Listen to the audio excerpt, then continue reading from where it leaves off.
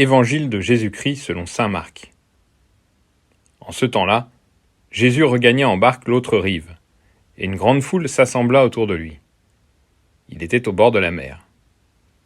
Arrive un des chefs de synagogue nommé Jaïr.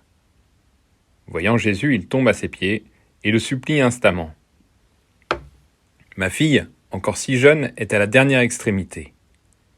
Viens lui imposer les mains pour qu'elle soit sauvée et qu'elle vive. » Jésus partit avec lui, et la foule qui le suivait était si nombreuse qu'elle l'écrasait. Or, une femme qui avait des pertes de sang depuis 12 ans, elle avait beaucoup souffert du traitement de nombreux médecins, et elle avait dépensé tous ses biens sans avoir la moindre amélioration. Au contraire, son état avait plutôt empiré. Cette femme, donc, ayant appris ce qu'on disait de Jésus, vint par derrière dans la foule et toucha son vêtement. Elle se disait en effet : « Si je parviens à toucher seulement son vêtement, je serai sauvée. » À l'instant, l'hémorragie s'arrêta, et elle ressentit dans son corps qu'elle était guérie de son mal. Aussitôt, Jésus se rendit compte qu'une force était sortie de lui. Il se retourna dans la foule et il demandait : « Qui a touché mes vêtements ?» Ses disciples lui répondirent : « Tu vois bien la foule qui t'écrase, et tu demandes qui m'a touché ?» Mais lui regardait tout autour pour voir celle qui avait fait cela. Alors la femme, saisie de crainte et toute tremblante, sachant ce qui lui était arrivé, vint se jeter à ses pieds et lui dit toute la vérité. Jésus lui dit alors : « Ma fille, ta foi t'a sauvée. Va en paix et sois guérie de ton mal. » Comme il parlait encore, des gens arrivent de la maison de Jaïr, le chef de synagogue, pour dire à celui-ci : « Ta fille vient de mourir, à quoi bon déranger encore le maître ?»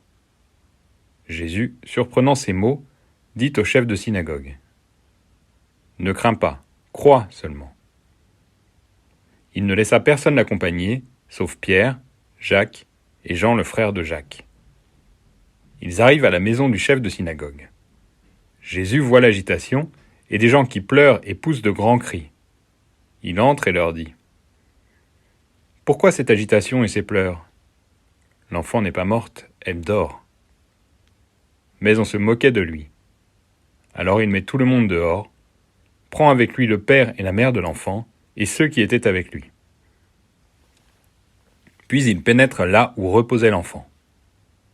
Il saisit la main de l'enfant et lui dit : « Talitha koum », ce qui signifie : « Jeune fille, je te le dis, lève-toi. » Aussitôt la jeune fille se leva et se mit à marcher. Elle avait en effet 12 ans. Ils furent frappés d'une grande stupeur. Et Jésus leur ordonna fermement de ne le faire savoir à personne. Puis il leur dit de la faire manger.